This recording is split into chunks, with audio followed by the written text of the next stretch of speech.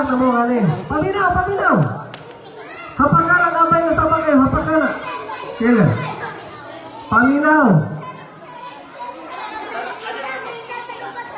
Okay, wala sa ha? Ito, paminaw ito yan, paminaw. Ano ang tradisyonal na panghimagas ng Pilipino na gawa sa shaved ice, sweet beans, prutas at evaporated milk? Panghimagas ha? Dessert. Biko! Letter A, leche flan. Letter A, leche flan.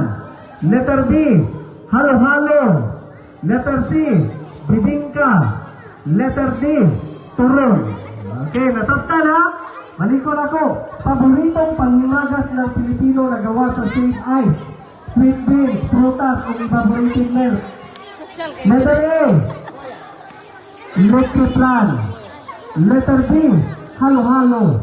Letter C, bibingka. Letter D, letter D, turon. Okay, 1, 2, ready, go!